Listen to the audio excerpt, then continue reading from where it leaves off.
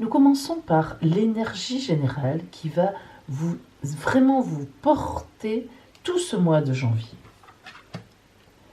Nous avons la tempérance. La tempérance est l'arcane 14 du tarot de Marseille. C'est un arcane qui est très puissant, contrairement à ce que l'on pourrait penser. Lorsqu'on entend tempérance, on pense à quelque chose de soft, quelque chose d'équilibré, ce qui est vrai. D'ailleurs, le personnage nous le prouve, vous voyez, en versant l'eau d'un vase à l'autre, tout en sachant qu'il n'y a jamais plus d'eau qui va dans un vase, ni dans l'autre. Alors, évidemment, avec l'arcane de la tempérance, nous avons l'idée d'un équilibre retrouvé. Ça, c'est important. Après ce que vous avez vécu ces derniers mois de cette année 2020, eh bien, on voit bien que ça y est, les astres ou l'oracle vous envoient du calme, de la paix, de la sérénité. Et la tempérance, surtout, c'est celle qui va vers l'infini. Elle réfléchit, elle est dans l'intellectualisation, elle est dans la réflexion, elle a des ailes, ce n'est pas pour rien, elle reçoit le message des dieux. La tempérance, lorsqu'elle apparaît dans un jeu, c'est toujours la carte qui nous dit il y a une rupture entre ce que tu as vécu, qui était difficile, et ce que tu vas vivre maintenant, qui va être porteur de sens pour toi. Alors, allons dans le détail.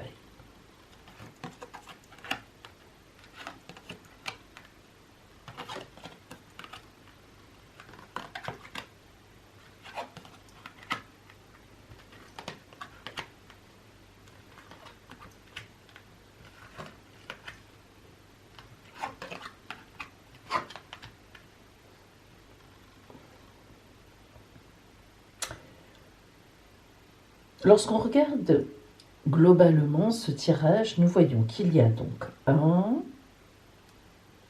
2, 3, 4 arcanes majeurs.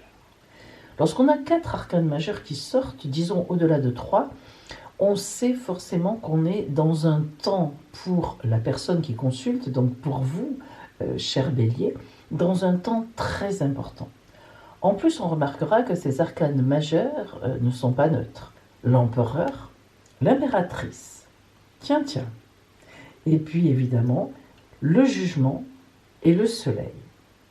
Nous avons ici une ligne de 3 avec l'empereur qui pose ici. Alors, on peut vraiment dire là que le temps pour vous, ce temps est important. Si nous rentrons dans le détail de cet oracle, de cette guidance, nous voyons que, évidemment, donc, l'empereur est au départ.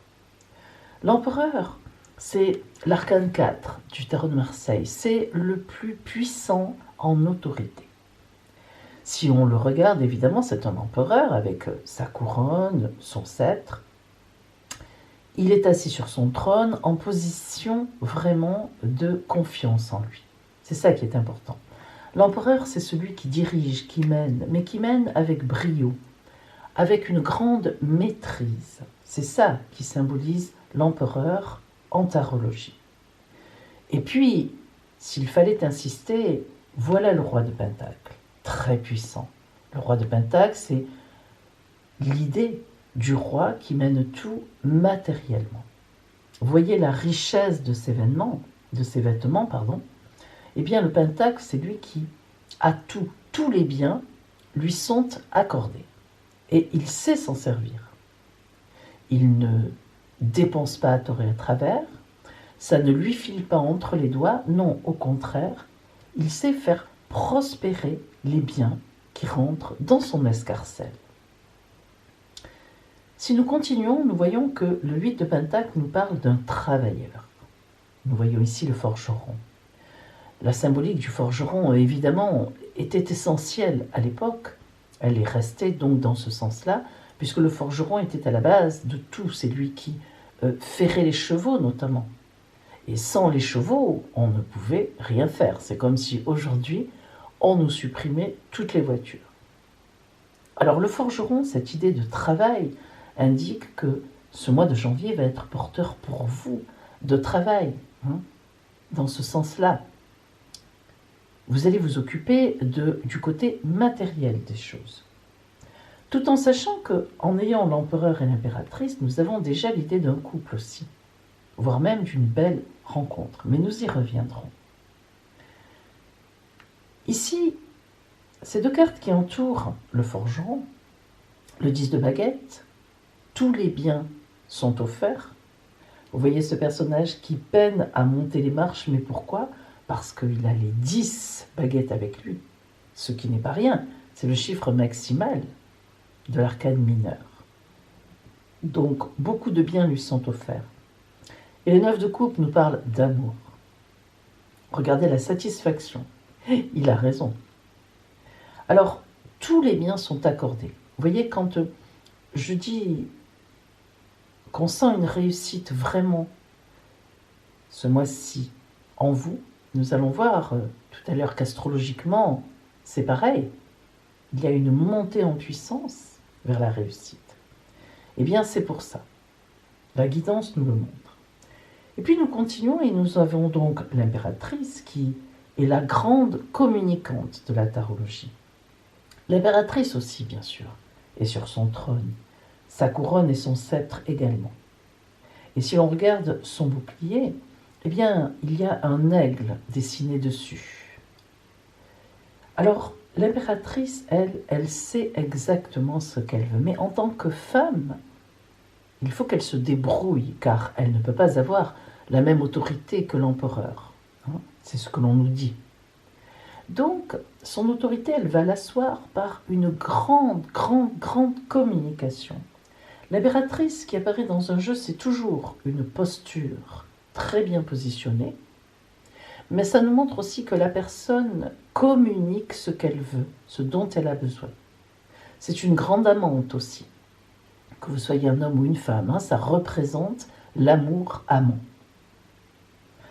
Encore un 10 de pentacle ici, donc qui nous parle de bien. Les coupes qui rappellent le 9, qui se font miroir, qui nous indiquent qu'effectivement, le 3, chiffre très symbolique. J'ai toujours l'habitude de dire 1 plus 1 égale 3, vous comprenez pourquoi. Le projet, le bébé à venir. Le jugement et le soleil nous montrent qu'il y a un véritable réveil. Le jugement, c'est le jugement dernier. C'est l'ange Gabriel qui sonne la trompette pour réveiller les morts. Ça n'est pas rien. On nous parle là véritablement de résurrection. D'ailleurs, vous voyez le dessin, c'est tout à fait ça. Vous voyez ces gens qui se lèvent de leur tombeau parfaitement vivants, plein d'énergie dans ces corps qui sont beaux, qui sont tendus vers l'ange Gabriel. C'est un véritable réveil auquel vous allez avoir affaire en ce mois de janvier. Et le soleil, évidemment, a-t-on besoin de dire lumière au bout du tunnel, plus que ça, splendeur, chaleur, amour. Il y a, en ce mois de janvier, une véritable montée en puissance de la réussite, vers la réussite. On n'y est pas encore en janvier, ce n'est pas là que vous allez obtenir les fruits de ce que vous avez mis en place avant, etc. En ce mois de janvier, on voit que les nuages se lèvent, le soleil apparaît, et c'est la fenêtre ouverte vers cette réussite que vous sentez venir. Alors nous allons voir maintenant comment, dans le détail, vont s'articuler tous ces points, cette montée.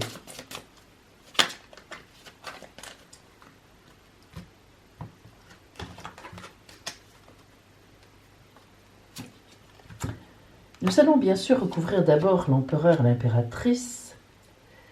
Ceci nous est confirmé, c'est-à-dire que le nid, où l'on discute, vous voyez, ça n'est pas facile, ça n'est pas simple.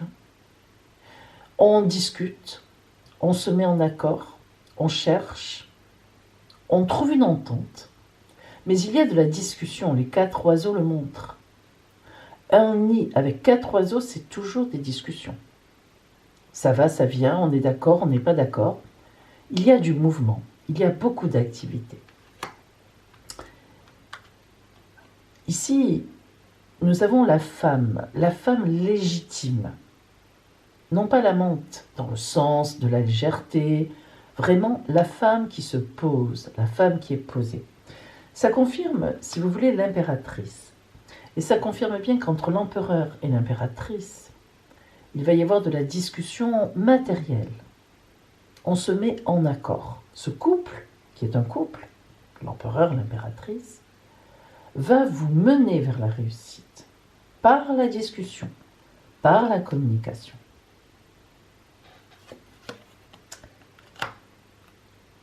Le roi de Pentacle se trouve recouvert par les chouettes. Les chouettes qui montrent toute l'importance, justement, à nouveau, de ces discussions, de ces mises en accord.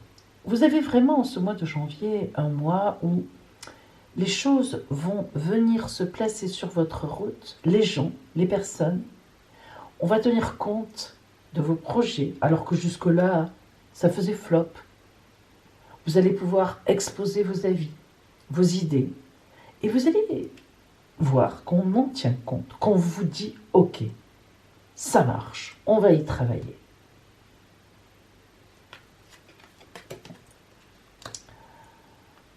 Cette carte est très symbolique ici. Sur le forgeron, le travail, nous avons la transformation importante, la mort égyptienne. On passe vraiment de quelque chose à quelque chose d'autre. L'énergie change totalement.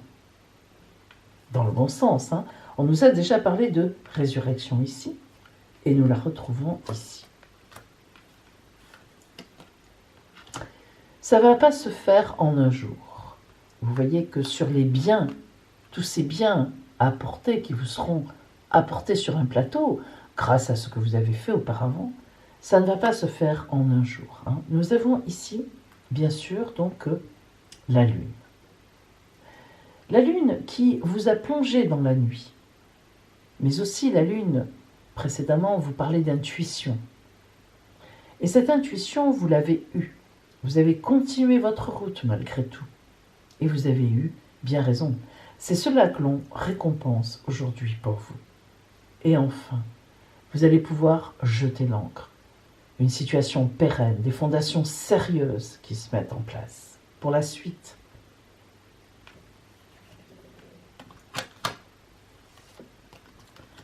La fossile coupe, comme la mort égyptienne. Elle vient couper, mais que coupe-t-elle? Elle coupe les épis de blé. Et que va-t-on faire avec des épis de blé? Eh bien, nous allons faire de la farine. Et oui, pour nourrir le monde. Donc c'est vrai que dans un premier temps, il y a eu une coupe. Ça a été compliqué pour vous. Et maintenant, on coupe. On transforme en bonheur, en activité, en réception. La carte des grandes énergies. Énergie totale. D'ailleurs, elles se répondent toutes les deux. Vous voyez, les grandes énergies et le soleil. Qu'y a-t-il de plus énergétique que la chaleur du soleil? Ça remplit, ça transforme, hein, ça porte vers le bonheur. Et enfin, si nous recouvrons le jugement dernier et le soleil. Alors regardez, il n'y a pas de hasard. Voilà la monte. Celle qui aime et celle qui est aimée. Celle qui est porteuse de vie. À son cou, la planète Vénus. La femme accomplie, la femme légitime, la femme du foyer, la femme que l'on aime avec tendresse, la mère des enfants, le père des enfants. Parce que même si ce sont deux visages de femmes, évidemment, là, on est dans la symbolique des cartes. Et puis l'amant. Celui aussi ou celle que l'on désire. Hein, c'est à tous les niveaux. Pas simplement le côté matériel, ou alors le côté amant-amante. Non, là vraiment c'est une plénitude pour vous, Bélier, qui vient vers vous. Et la protection, la spiritualité. On va vraiment vers quelque chose de grand. Vous voyez donc que ce qui va vous porter en ce mois de janvier, après les turpitudes, les complications, voire même la désespérance que vous avez subie les mois précédents, surtout pour certains balances, eh bien, va se transformer, une véritable transformation, une résurrection, un appel par l'extérieur vers un grandir, vers des possibles, vers une réussite. Nous allons voir maintenant le côté vraiment strictement relationnel pour vous en ce mois de janvier. Amis Bélier, voici maintenant votre guidance strictement relationnelle. Je vous rappelle que si vous avez besoin d'une consultation privée, pour savoir où vous en êtes, pour prendre des décisions, je propose une consultation téléphonique qui est fondée sur votre ciel astral de naissance ainsi que, bien sûr, mon oracle de Saint-Jean, mes guidances d'oracle. Donc, vous pouvez m'appeler, je suis à votre disposition et nous verrons ensemble comment je peux vous aider.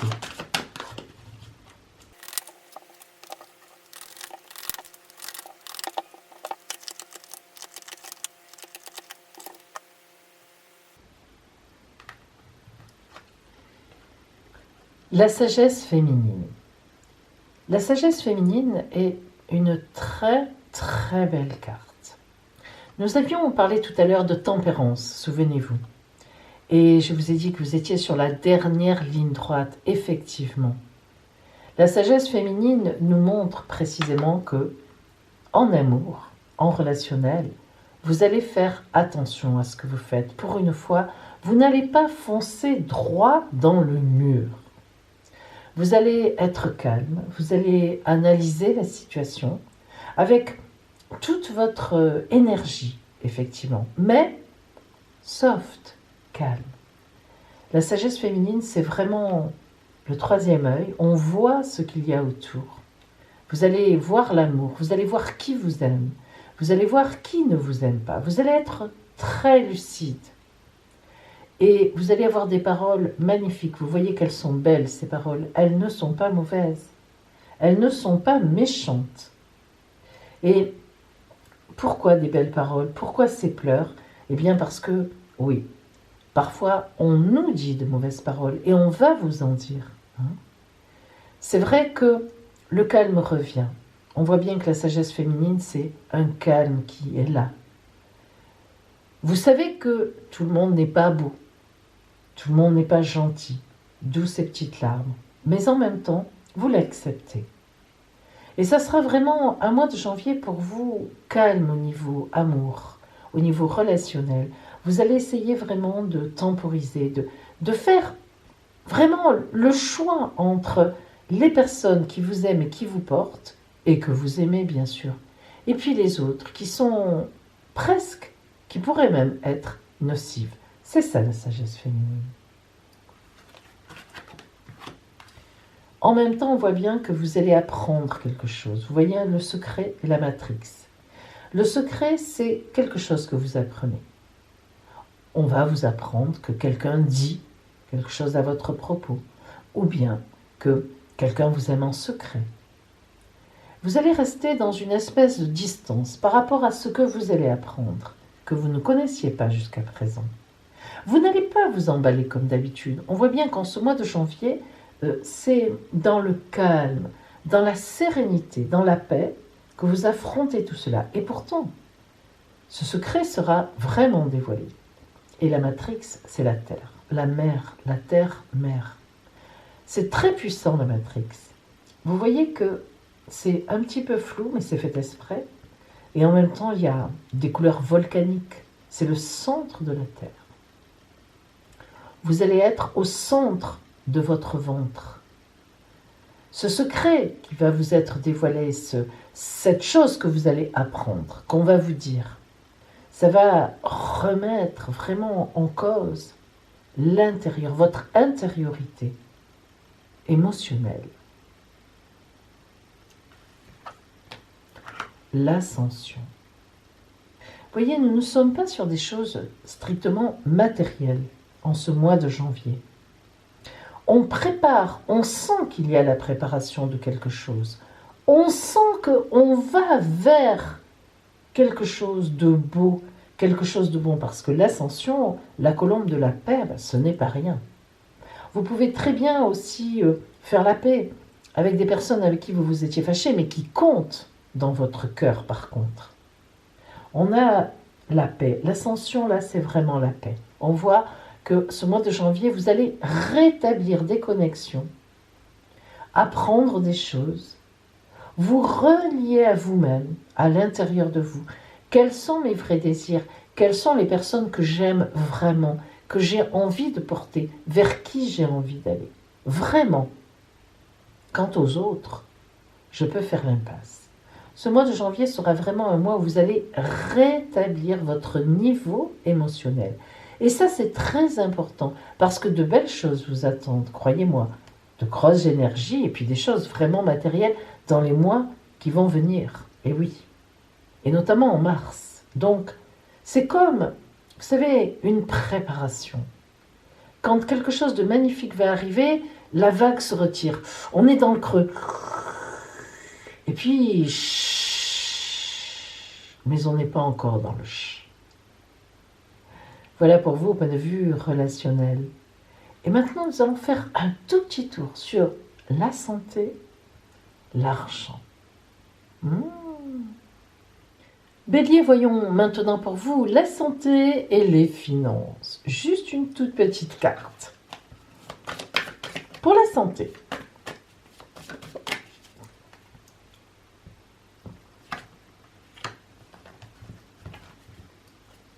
Pour les finances.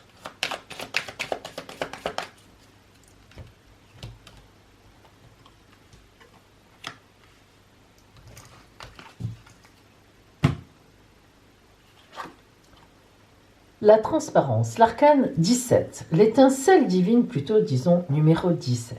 C'est une grande, grande protection. Ça correspond en fait à l'étoile. Lorsque l'étincelle divine 17 apparaît, c'est que vous êtes protégé au niveau de la santé. Donc en ce mois de janvier, il ne devrait rien vous arriver de grave. Tout devrait circuler correctement dans vos énergies. Au niveau des finances, oula, c'est pas pareil. Ouïe, ouïe, ouïe, ouïe, ouïe, ouïe.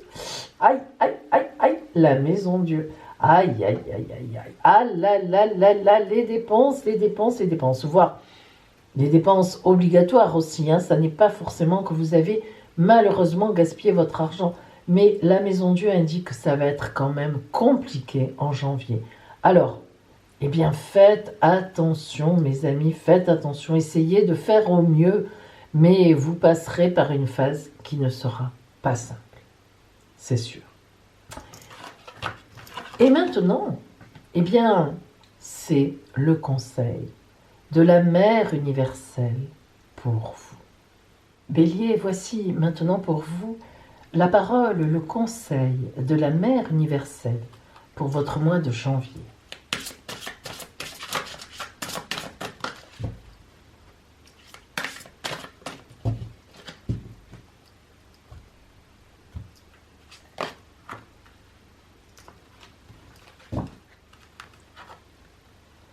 Notre-Dame du jardin d'abondance. Devant vous se tient un arbre majestueux, magnifique, vieux et sage. Ressentez l'énorme énergie qui s'élève de ses racines et qui circule dans ses branches. Certaines branches sont pleines de vie, prêtes à porter des fleurs et puis des fruits.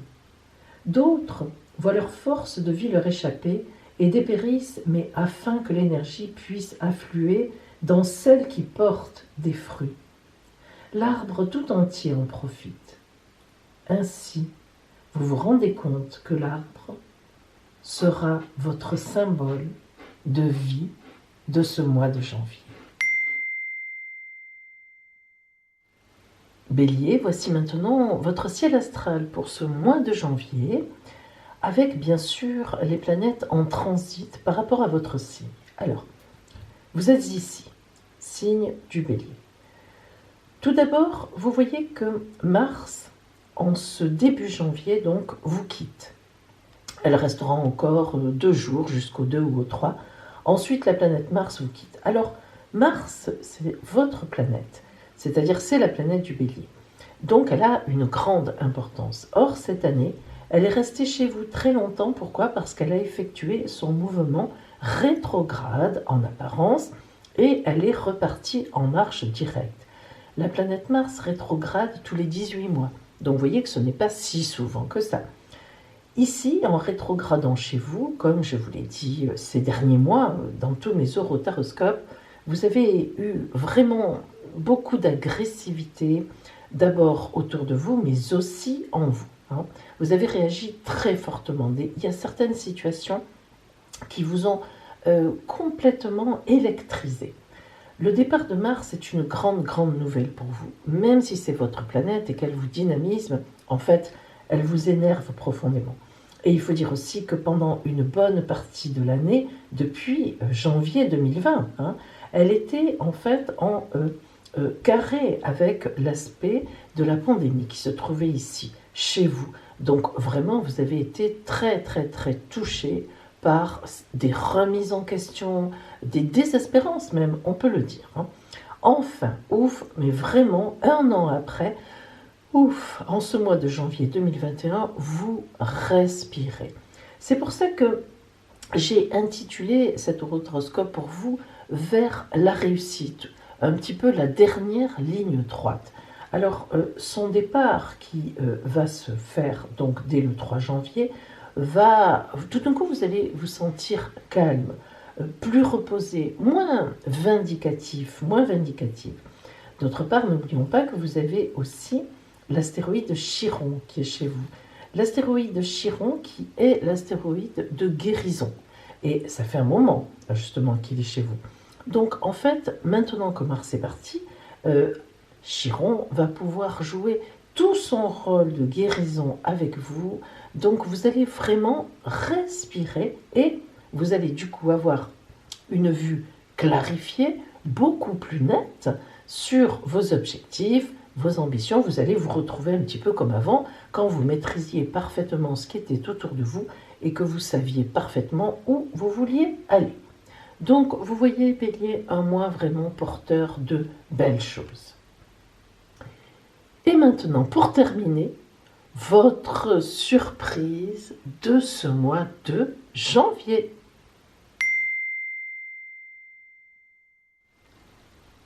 Mes amis, quel que soit votre signe du zodiaque, voilà votre surprise. 5 cartes surprises étalées sur la table. Vous allez choisir votre carte surprise. Choisissez.